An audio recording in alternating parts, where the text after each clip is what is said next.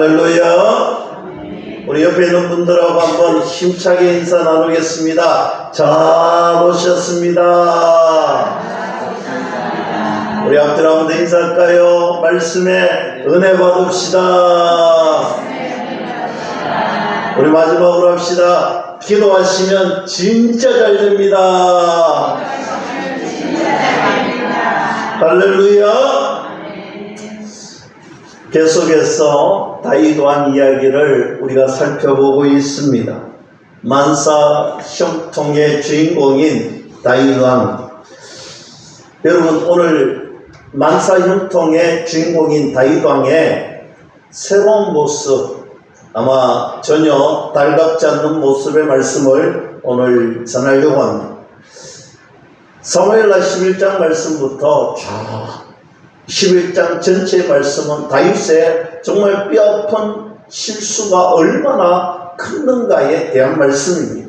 우리 이 말씀을 대할 때에 저와 여러분들도 이 땅을 살아가면서 정말 하나님의 은혜 가운데 살아갈 때도 참 많고, 하나님의 주시는 큰 은혜와 사랑으로 우리가 은혜롭게 살아가고 영적으로 충만하게 살아갈 때가 많지만, 그렇지 못할 때가 있을 때 우리가 이 말씀을 기억하시고, 정말 다윗왕도, 그 만사 형통의 다윗왕도 정말 이렇게 나약하고 범죄하는데 얼마나 추악하게 범죄했는지, 그 마음이 얼마나 추악해질 수 있는가, 이 말씀을 살펴보면서 우리의 삶에 적용하시고, 우리도 다윗왕이 만사 형통, 우리가 이 말씀을 너무나 잘 아는 말씀이 있잖아요.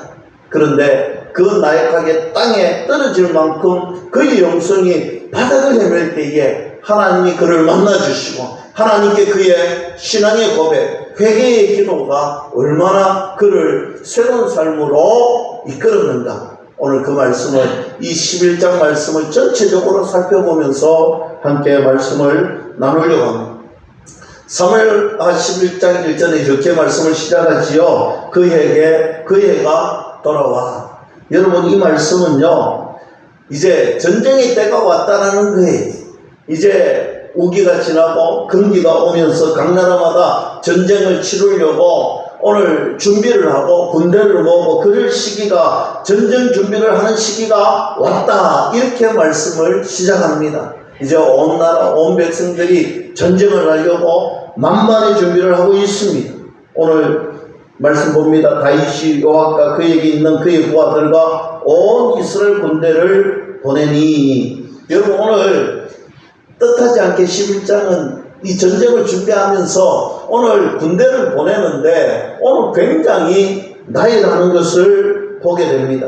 이스라엘의 모든 사람들, 군대 갈 만한 사람들 다 불러서 전쟁터로 지금 누가? 다윗 왕이 보내더라.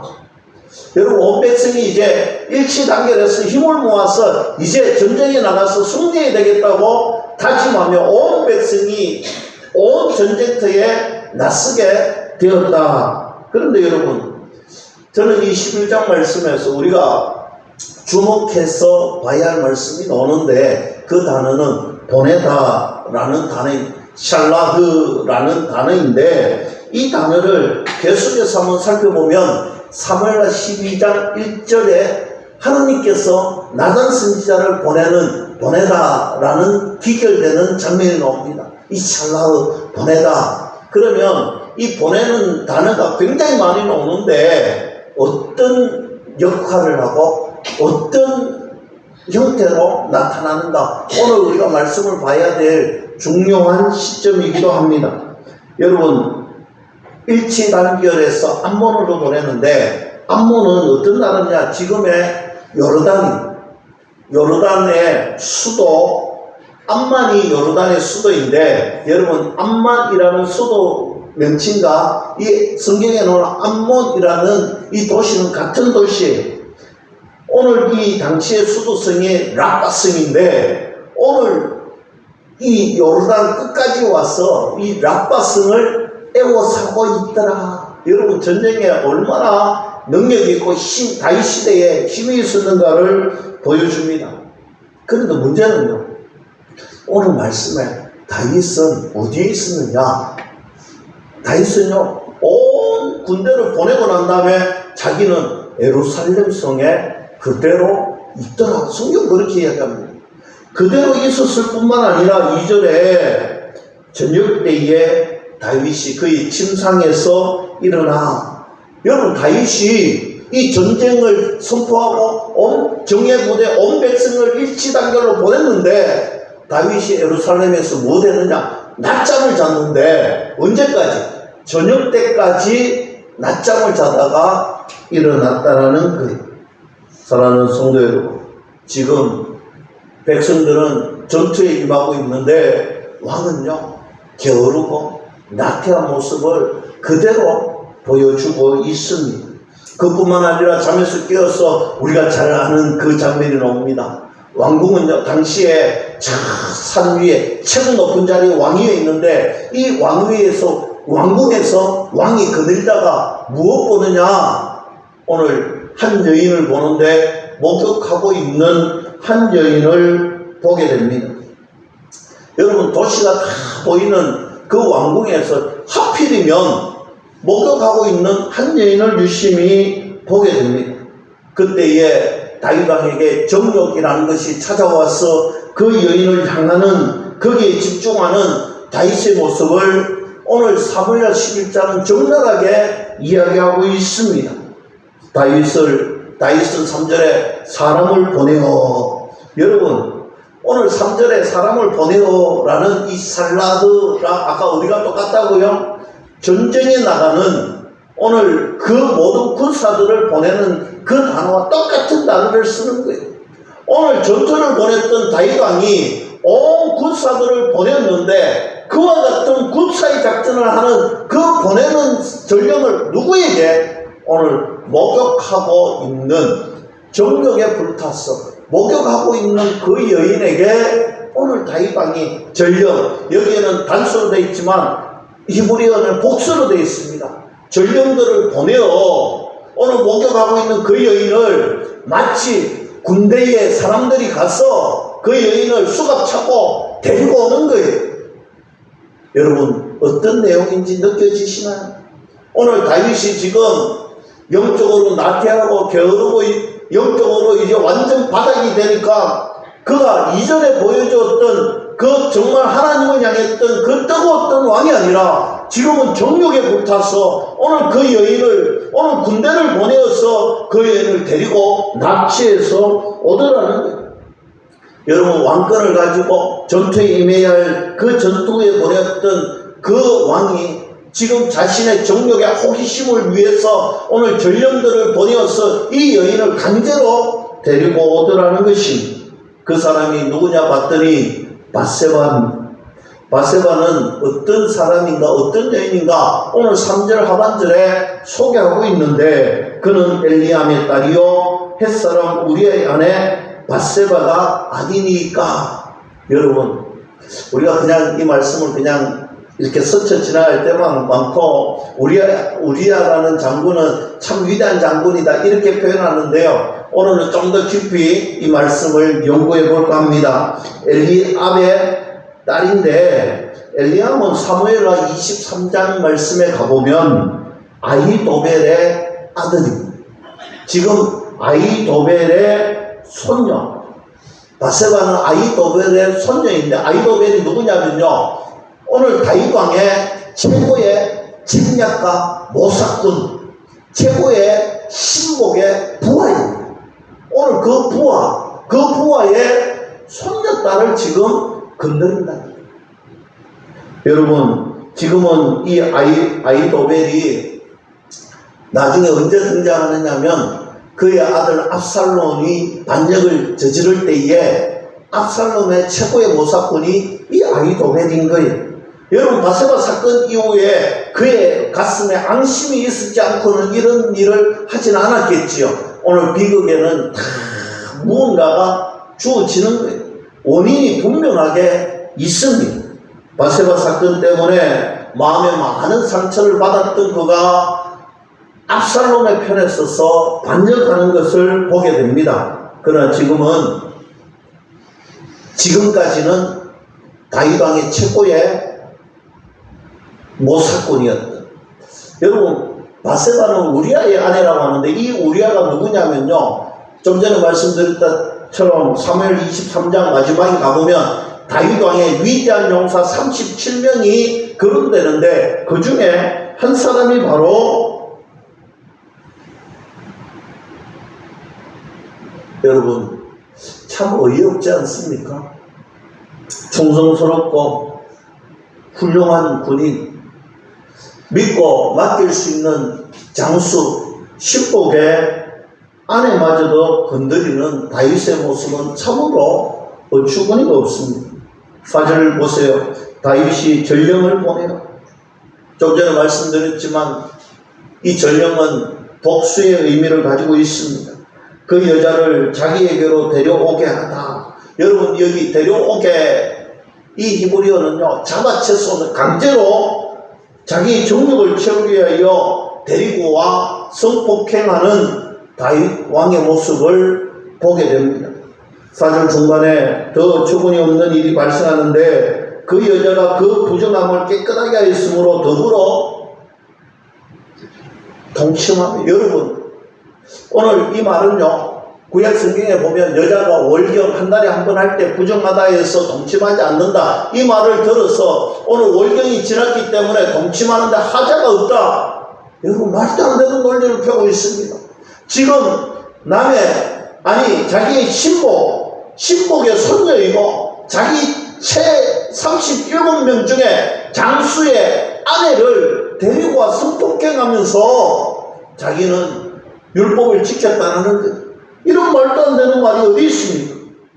동침한 뒤에 그 여자가 자기 집으로 돌아갑니다. 집으로 돌아가서 봤더니 끝이 아닙니다. 새로운 일이 발생합니다. 5절에 그 여인이 임신하매 여러분 사람을 보내어서 다윗 왕에게 다시 이야기합니다. 제가 임신을 했다라는 거예요. 여러분 심은대로 거두게 되어 있습니다.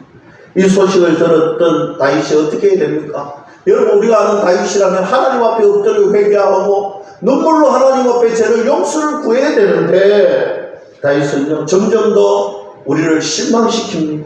6절에 보면 다윗이 요압에게 기별하여 여러분 이 기별하여라는 단어는요 똑같은 보내다라는 단어를 썼습니다.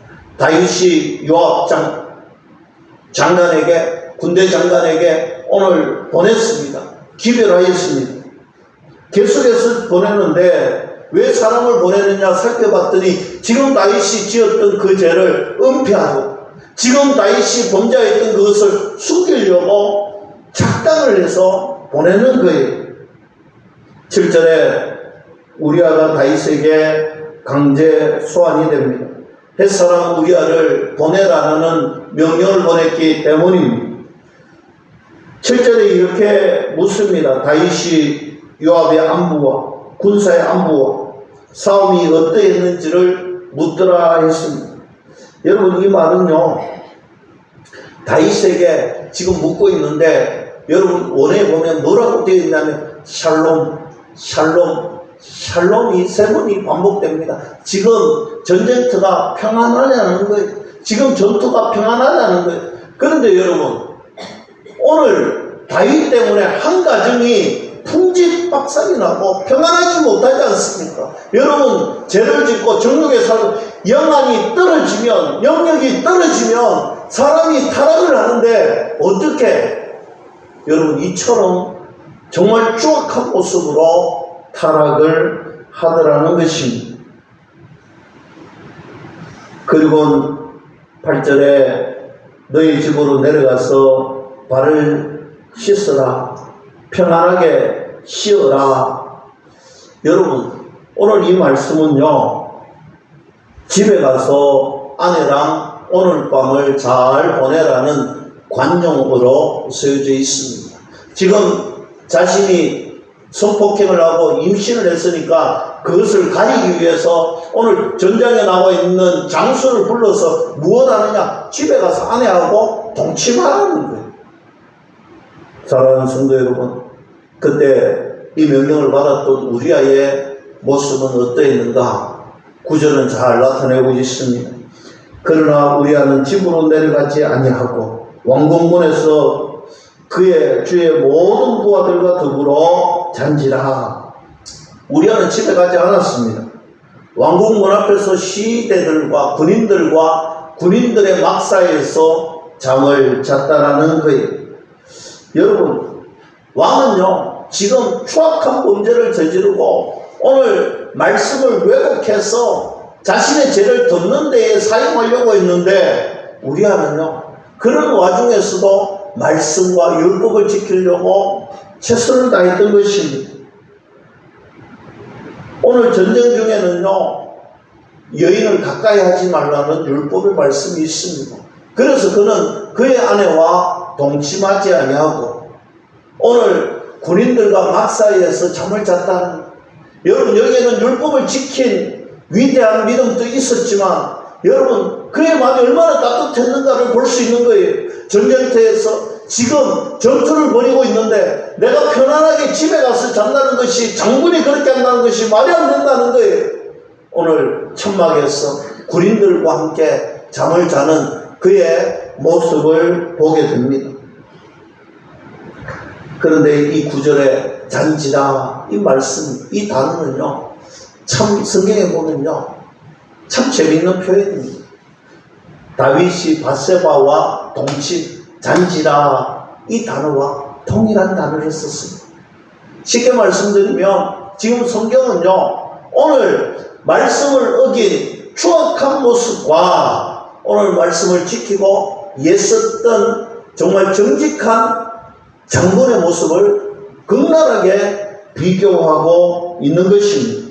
10절에 어떤 사람이 다윗에게 아뢰되, 여러분 이것은요 그냥 전했는 것이 아니라 상세하게 전했다는, 전달했다는 거예요.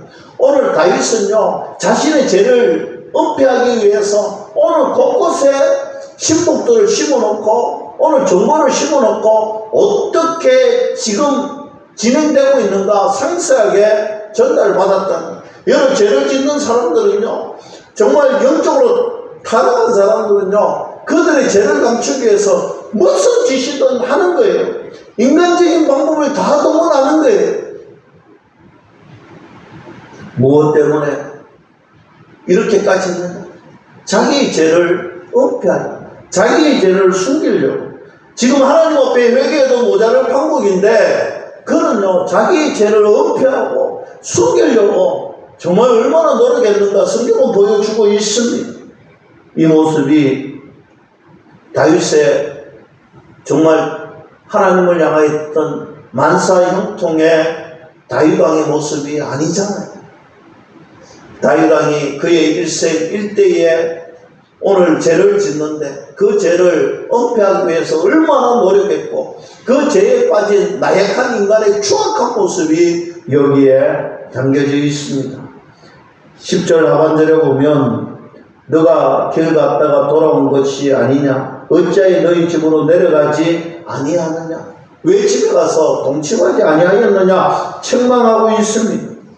그런데 다윗에게 우리아가 대답하는데 얼마나 그가 충신이었는가를 보게 됩니다. 지금 언약궤가 여호와의 법궤가 전쟁에 나가 있는데 내가 어찌 집에서 아내하고 따뜻하게 보낼 수 있습니까? 그것은 안 되지 않습니까? 또 나의 동료 군인들이 저 전쟁터에서 야영하고 있는, 여러분 이 야영이라는 말은요 초막절에 짓는 간단한 천막을 가리키는데, 여러분 초막절에 수컷이라고 그 하는 천막에 수카라고 말하는 거예요. 여러분 오늘 이 단어 속에는요 다윗이 또 회개하고 초막절에 수카, 천막이라는 것을 들었을 때에 그가 회개할 기회가 하나님의 은혜에 그 기회가 있었음에도 불구하고 여러분 죄악에 사로잡힌 자, 죄악에 푹 사로잡힌 자는요 깨닫지 못하는 거예요. 회개할 줄 모르는 거예요. 결국 그는 회개하지 못하고 또 무너지는 거예요. 여러분 우리가 우리 인생을 살았다가 보면 실수할 때도 있고 죄를 지을 때도 있고 또 그 죄를 숨기려고 은폐하려고 애쓰고 노력할 때도 있습니다. 그러나 그때 기억하십시오. 하나님은 우리를 기다려주시고 하나님은 우리를 깨닫게 하시고 하나님은 우리에게 돌아오기를 원하신다는 것을 믿을 수 있기를 축복합니다. 그때는 하나님 잘못했습니다. 용서해 주세요. 그러나 다윗은 여기서 멈추지 않습니다. 계속해서 진행하는데 11절 하반절에 내가 어찌 내 집으로 가서 먹고 마시고 내 처와 같이 자리일까?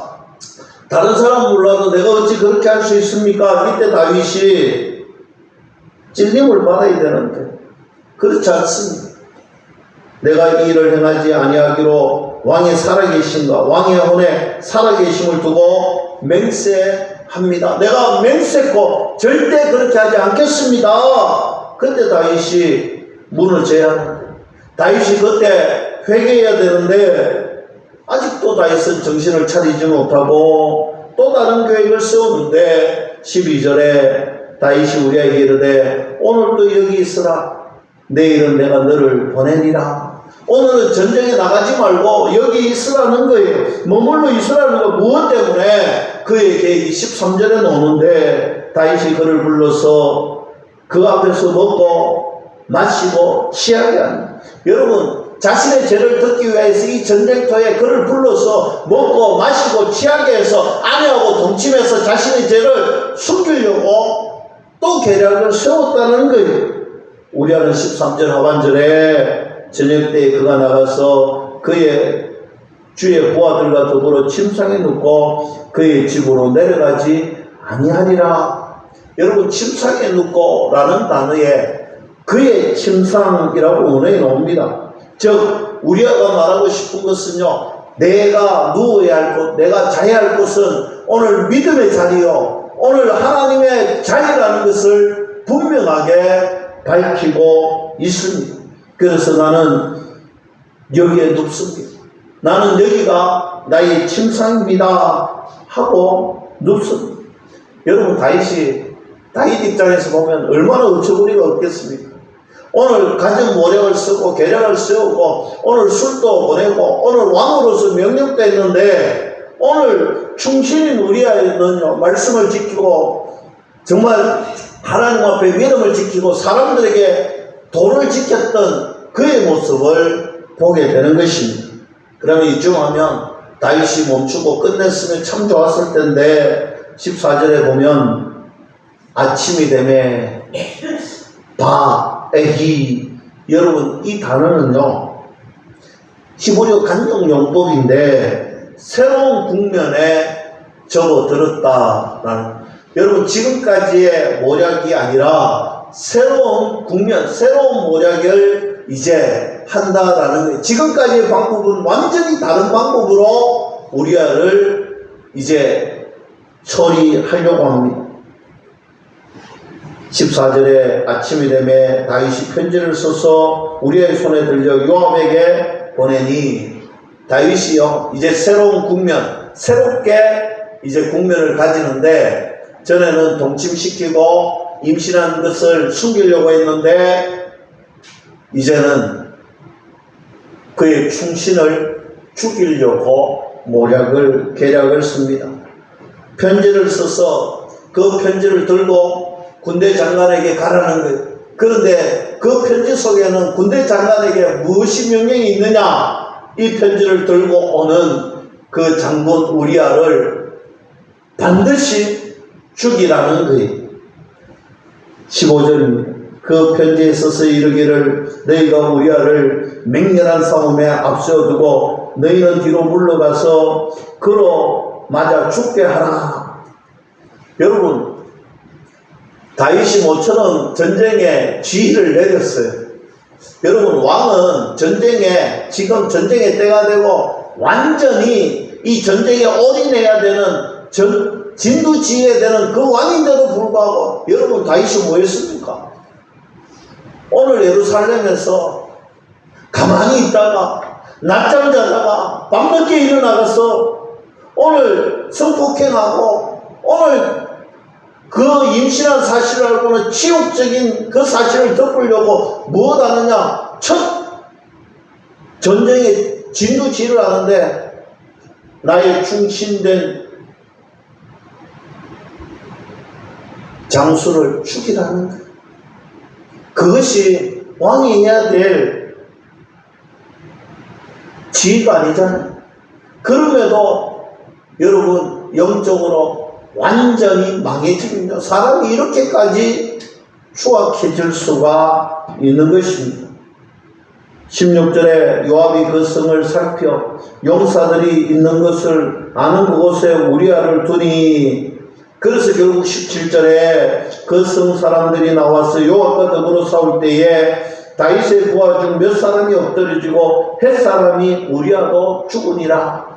여러분, 이 성경 말씀 한글 말씀의 번역에 여러분 다윗의 부하 중 몇 사람이 엎드러지고, 여러분 몇 사람이 엎드러지고 뭐 한두 명 엎드러졌다 이렇게 생각하는 그게 아니고 많은 사람, 많은 군인들이 죽었다는 거예요. 그리고 오늘 우리하고 보고에 보면 죽으니라, 엎드려진 게 죽었다. 여러분, 죽을 것이다가 아니고 완료형으로 죽었다 이렇게 보고를 하는 거예요. 우리하는 확실하게 죽었습니다. 여러분, 오늘 전쟁터에 나갔던 이 사람은 누군가의 아내요, 남편이요, 누군가의 아버지인데 오늘 다윗이 눈을 멀어가지고 그의 잘못을 덮으려고 오늘 자신의 신실한 장군도, 그리고 이 신실한 장군을 따르는 군인들도 다 죽음에 몰아갔다라는 것입니다. 요압이 전령을 보냅니다. 20절에 혹시 왕이 노하여 내게 말씀하시오. 왜 왕이 노하느냐? 우리아가 죽었는데 지금 많은 군인들이 죽었기 때문에 만약에 노한다면 21절에 여룹벳의 아들 아비멜렉을 쳐 죽인 자가 누구냐? 여인 하나가 성에서 맷돌 윗짝을 그 위에 던지며 했습니다. 갑자기 기드온의 아들 아비멜렉을 소환시켜서 이야기를 하고 있습니다. 만약에 다윗 왕이 오늘 군인이 많이 죽은 것을 보고 노하거든 내가 그대로 말하는 대로 전하는 여룹벳은요 수치스러운 일이라는 거예요. 여러분, 여룹벳의 아들, 여룹바엘의 아들이라고 하지 않고 수치의 아들이라고 오늘 군대 장관이 그렇게 보고하고 있습니다. 왕에게 이야기하는 것은요, 교묘하게 장수가 맷돌에 맞아서 죽는 것은 수치스러운 일입니다. 수치스럽게 지금 장수가 죽었는데 오늘 왕에게 하는 말이 이겁니다. 이 계획 누가 세웠느냐는 거예요. 다윗 왕이 세워서 내가 그대로 따랐더니 오늘 이렇게 대패하고 장군이 수치스럽게 죽었으니 나에게 책임을 묻지 마세요. 이 말입니다. 오늘 그랬더니 24절에 이르되 그 사람들이 우리보다 우세하여 우리를 향하여 들러나오고 우리가 그들을 쳐서 성문 어기까지 미쳤더니, 여러분 다시 말합니다. 지금 암몬의 군대가 만만찮았지만 그렇게 수치를 당해서 많이 죽었지만 지금은 역전했습니다. 싸워서 이겼습니다. 여러분 실제로는 전투에서 지지도 않고 오늘 장군이 죽지도 않을 것인데 이렇게 당당하게 이길 수 있는 전투였지만 왕이 시키는 대로 제가 했습니다. 그러니 책임을 묻지 마세요. 그때 25절에 다윗이 전령에게 이르되 너는 요압에게 이같이 말하기를 이 일로 걱정하지 말라. 칼은 이 사람이나 저 사람이나 삼키느니라. 그럴 때도 있다는 거예요. 여러분 그냥 눈 감고 넘어가. 오늘 군인들이 이렇게 죽었는데 자신이 잘못한 그 한마디 그 한 행동 때문에 오늘 이렇게 군인들이 죽었는데 눈 감고 넘어가는 거예요. 26절에 우리의 아내의 반응이 나옵니다. 그 남편은 우리가 죽었음을 듣고 그의 남편을 위하여 소리내어 우니라. 여러분 그 충성된 남편이 죽었다는 소식에 소리내어 울고 있습니다. 전쟁터에서 수많은 아내들이 지금 동일하게 눈물을 흘리고 있습니다. 자기는 성폭행 당하여 오늘 임신하였는데 자기의 남편은 전쟁터에서 오늘 계략과 모르게, 물론 그는 깨닫지 못하지만 그렇게 죽었다라는 거예요. 다윗의 아주 비열한 모습이 27절에 나오는데 그 장례를 마침에 다윗이 사람을 보내 그를 왕궁으로 데려오니 바세바가 임신을 했으니까 어쩔 수 없이 그의 남편을 죽이고 그를 이제 왕궁으로 데려옵니다. 여러분, 누구 때문에 그 남편이 죽었습니까? 누구 때문에 지금 그 남편이 죽었습니까? 그런데 참 비열하죠. 바세바를 왕궁으로 데려가는 자기 남편을 죽인 그 다윗에게 붙들려가는 비극적인 모습을 보게 됩니다.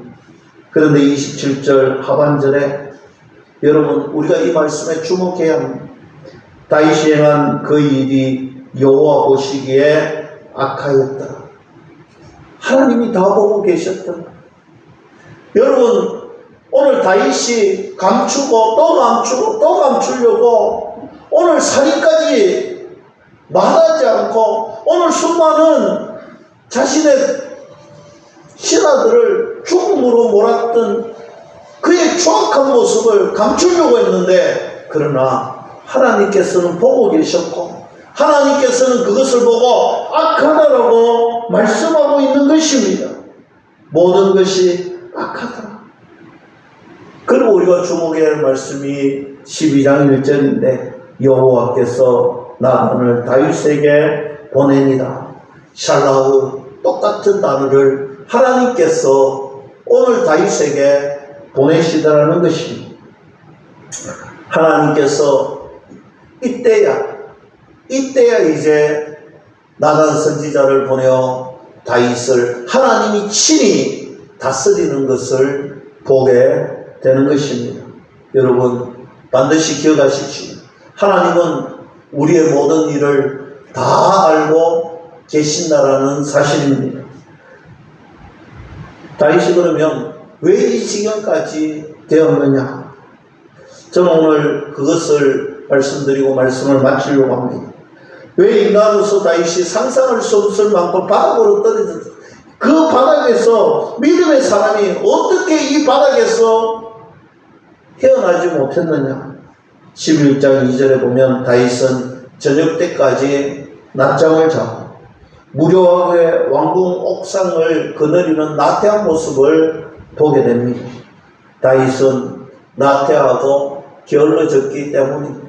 여러분, 우리가 바닥을 찍고 우리 인생의 믿음의 바닥을 찍을 때가 언제냐면 영적으로 나태하고 영적으로 게으르고 영적으로 무너져 있을 때 그렇다는 거예요. 여러분, 우리가 기도하지 않고 우리가 말씀 보지 않고 우리가 하나님 앞에 나아가지 않고 하나님 앞에 예배하는 데에 무감각해질 때에 우리는 나태해지고 추악해지고 우리가 믿음의 바닥을 찍는 그런 모습이 된다는 것입니다. 1절을 보세요. 다윗은 예루살렘에 그대로 있더라. 여러분, 히브리에 보면요, 단순히 앉아있는 것이 아니라 완전히 넘어져 있더라. 완전히 넘어져 있는 다윗의 모습을 성경은 말하고 있습니다. 하나님을 찾는 모습은 단 1도 볼 수가 없는 것이죠. 다윗이 그동안 하나님을 얼마나 찾았습니까? 작은 것 하나도 하나님을 찾고 하나님께 묻고 하나님께 기도하고 하나님 말씀을 듣고 했는데 지금 다윗은 완전히 무너져서 하나님을 찾지 않더라는 것입니다. 사랑하는 성도 여러분, 나도 모르는 사이에 앉아있고 나도 모르는 사이에 나태해지고 나도 모르는 사이에 결여져 있지 않습니까? 예배가 무너지고 기도가 무너지고 말씀 묵상이 무너지고 우리의 헌신이 무너지고 전도 생활이 무너지고 있지 않습니까? 내가 지금 그렇지 않습니까? 내가 지금 그렇게 살고 있지 않습니까? 내가 지금 나태해지고 내가 지금 게을러지고 내가 지금 예배하는 것에 기도하는 것에 헌신하는 것에 전도하는 일에 무너져 있지 않습니까? 사랑하는 성도 여러분, 영적인 삶이 정지되지 않기를 주님의 이름으로 간절히 축원합니다. 우리의 삶이 정지되지 않고 멈출 수가 없는 것입니다. 다시 한번 14절 말씀을 주목해 봅니다. 아침이 되매, 여러분 어처구니 없는 것은 이 아침이 되었을 때에 다윗이 우리아를 죽일 계획을 세웠다는 거예요. 여러분, 다윗이 아침이 되면 무엇 했습니까? 10편 59편 16절에 아침에 주의 인자하심을 높이 부르리라. 여러분, 아침에 주의 인자하심을 부르고 찬송했던 다윗이 아침이 되어서 우리아를 죽일 계획을 세웠다는 거예요. 여러분, 우리가 우리의 삶이 영적으로 무뎌지고 멈추어지면 우리의 인생이 완전히 바뀌는 거예요. 여러분, 새벽을 깨우십시오. 여러분, 첫 시간을 하나님께 드릴 수 있기를 축복합니다. 우리의 삶이 무너지지 않고, 우리의 삶이 멈춰지지 않고, 우리의 삶이 하나님께로부터 향하게 하시고, 하나님이 주시는 은혜를 쫓아 여러분 작은 것 하나라도 깨달아질 때 회개하시기 바랍니다. 고백하시기 바랍니다. 주님 앞에 내어드리면 주님은 우리의 삶을 멈추어지지 않게 하실 것입니다. 다윗의 이 이야기를 하나의 이야기로 치부하고 듣지 마십시오. 다윗은 믿음의 사람이었습니다. 하나님 마음에 꼭 드는 그런 신실한 사람이었습니다.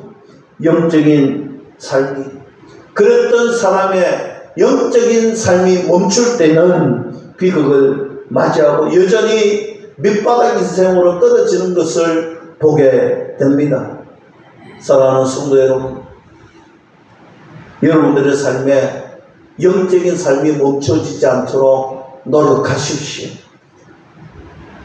앞으로 우리의 삶에 어떤 순간이든지, 어떤 좋은 순간을 맞이하고 어떤 어려운 순간을 맞이하든지 어떤 순간에도 여러분 절대로 영적인 삶이 멈추어지지 않도록 여러분 예수고 노력하고 발버둥 치십시오. 예배가 무너지지 않고, 기도의 삶이 무너지지 않고, 전도의 삶이, 헌신의 삶이 무너지지 않는 저와 여러분들이 다 되어서 하나님의 영광을 드리는 아름다운 교회 가정이 되기를 주님의 이름으로 간절히 축원합니다. 기도